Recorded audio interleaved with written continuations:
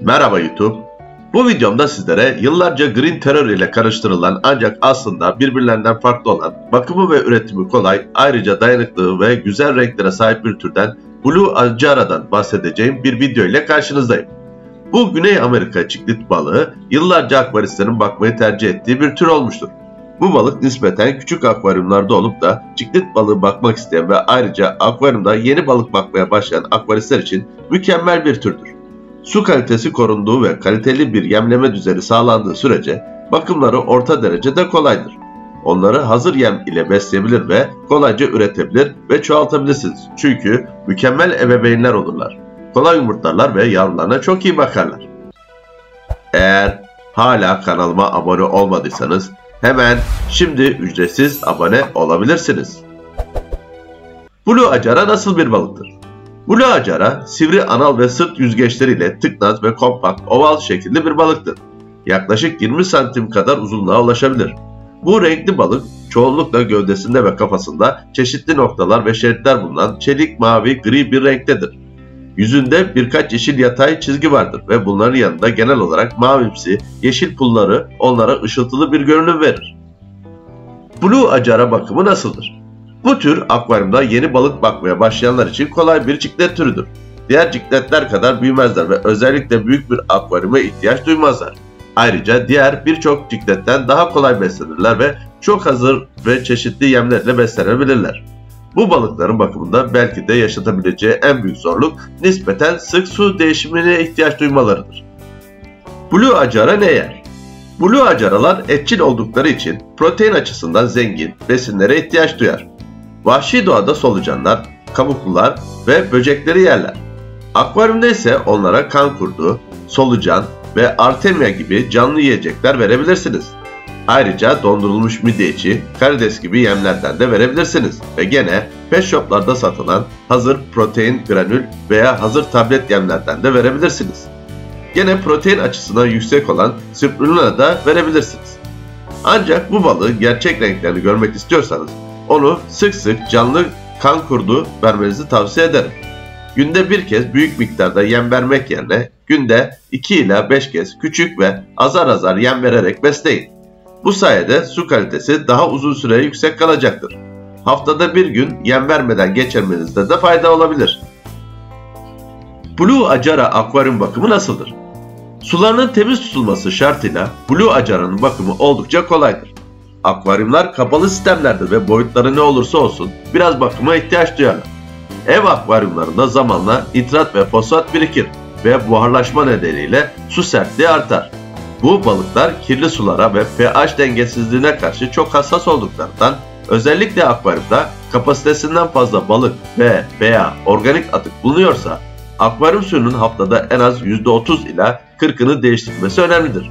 Haftalık su değişimlerini gerçekleştirirken biriken tüm çürüyen organik maddelerinin temizlendiğinden de emin olun.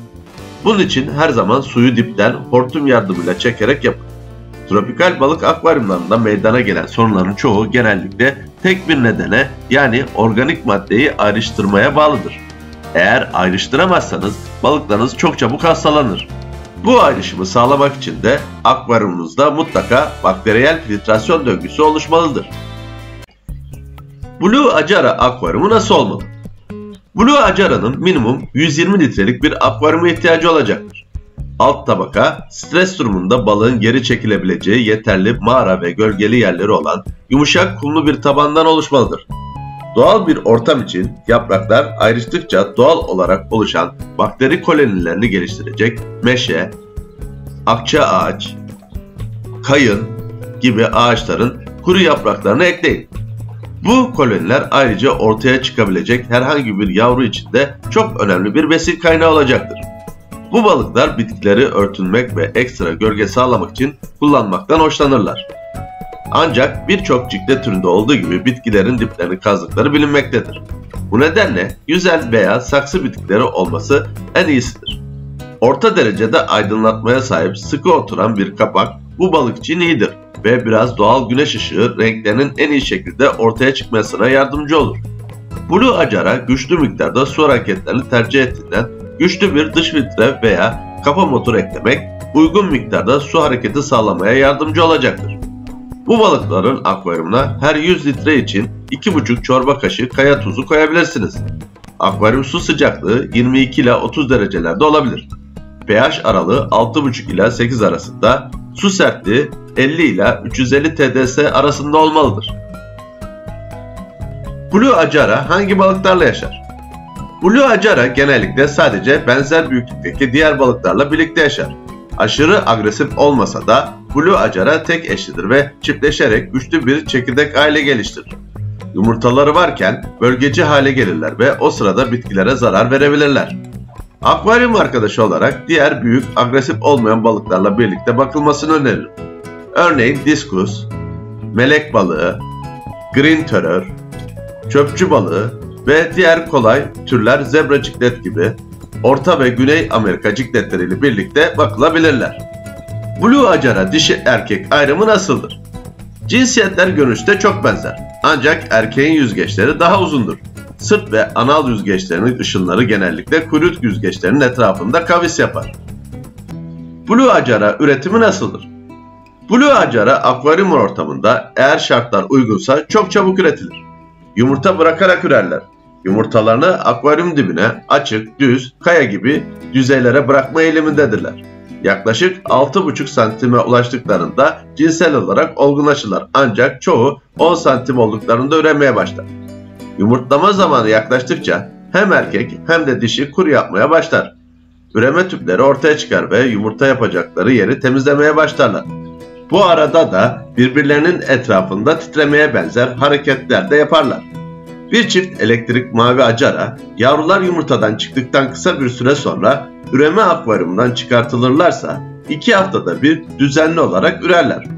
Üretim yapılacak akvaryum suyunun pH değeri 6,5 ila 7 olan nötr ila hafif asidik, 50 ila 200 TDS arasında yumuşak ila orta sert ve 23 ila 26 santigrat arasında sıcaklıklara sahip olmalıdır. 7 pH ve 24 santigrat ve daha yüksek sıcaklık üremeyi hızlandırmaya yardımcı olacaktır. Tek eşli bir ciklet olan dişi yumurtalarını özenle temizlenmiş kayaların üzerine bırakır. Her iki ebeveyn de balık yavrularını koruyacak ve ilgilenecektir. Mükemmel ebeveynlerdir ve akvaryumda bırakılsalar bile yavrulara zarar vermezler. Yavruların yetiştirilmesi ve bakımı kolaydır. İlk 2 gün kendi yumurta sarısını yerler. Daha sonra artemia ve mikro yemleriyle besleyebilirsiniz. Evet arkadaşlar, bu videomun da sonuna geldik. Bu ve bunun gibi videolarımı izlemek için şimdi kanalıma ücretsiz olarak abone olabilirsiniz. Geri çıkan videolarımdan da hemen haberdar olmak için bildirimlerinizi açın. Bana destek olmak için videolarımı beğenin. Bana sormak istediğiniz bir konu varsa yorumlar kısmına yazabilirsiniz. Bir sonraki videomda görüşmek üzere. Şimdilik bay bay.